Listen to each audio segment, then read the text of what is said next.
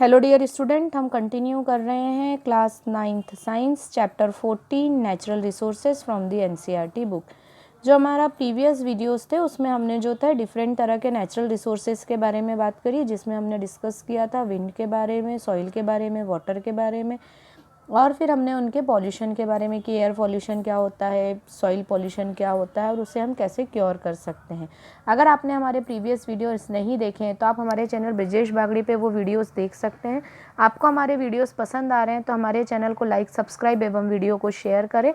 साथ ही साथ bell icon press करें ताकि आपको लेटेस्ट वीडियो की अपडेट मिलती रहे। आज जो हम स्टार्ट करने जा रहे हैं वो है इस चैप्टर का नेक्स्ट पार्ट, जो कि बहुत ही इंपॉर्टेंट है, और वो है बायोजियोकेमिकल साइकिल। देखिए, सबसे पहले हम समझे बायोजियोकेमिकल साइकिल होती क्या है। ऐसी साइकिल जिसमें लिविंग और नॉन लिविंग दोनों तरह के फैक्टर इन्वॉल्व हैं और जो साइकिल नेचुरली एनवायरनमेंट में चलती रहती है वो बायोजियोकेमिकल साइकिल कहलाती है।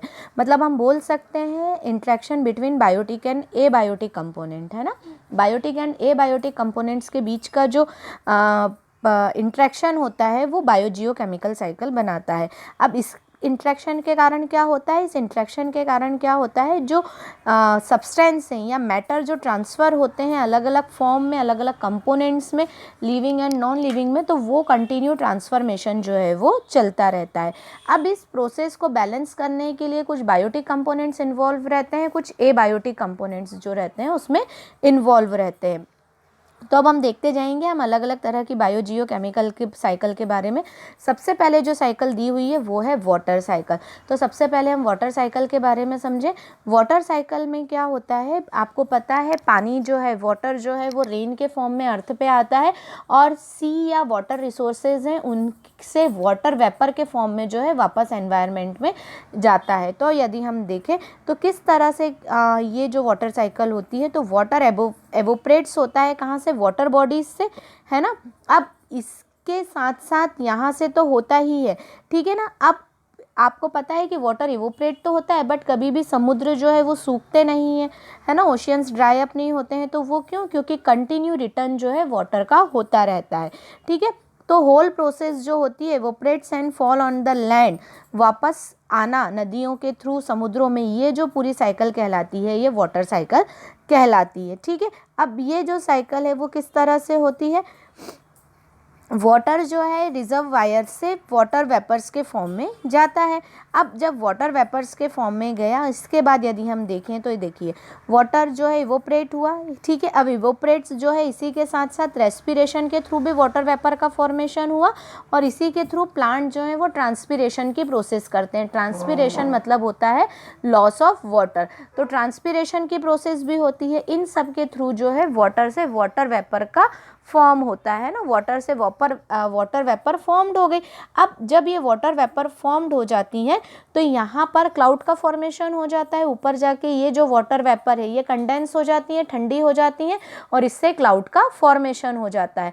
तो ये जैसे ही क्लाउड का फॉर्मेशन हो जाता है और जब वाटर कंटेंट बहुत ज़्यादा बढ़ जाता है तो फिर क्या होता है, ये जो है ये रेन वाटर के फॉर्म में वापस अर्थ पे आ जाते हैं। अब रेन वाटर जो है वो अलग अलग मतलब कि अगर टेम्परेचर कम हो तो फिर ये किस फॉर्म में आते हैं, मतलब कि आइस के फॉर्म में, स्नो के फॉर्म में आते हैं, है ना। तो इस तरह से आ जाते हैं। अब रेन वाटर अर्थ पे आने के बाद देखिए जो प्लांट हैं वो एब्जॉर्ब कर लेते हैं, जितने भी हमारे रिजर्व वायर सोर्सेज हैं, वाटर के सोर्सेज हैं, वहाँ ये चले जाते हैं, और उसी के साथ साथ जो ये है ग्राउंड वाटर के फॉर्म में भी स्टोर्ड होते जाते हैं।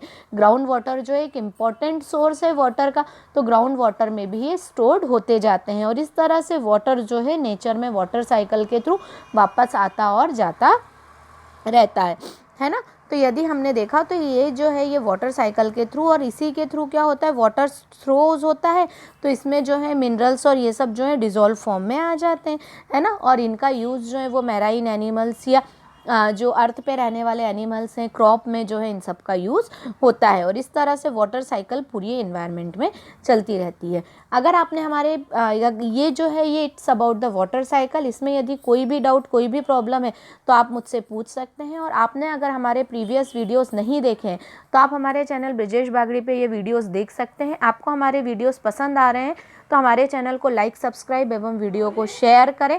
साथ ही साथ बेल आइकॉन प्रेस करें ताकि आपको लेटेस्ट वीडियो की अपडेट जो है वो मिलती रहे। Keep study, keep watching. Thank you so much.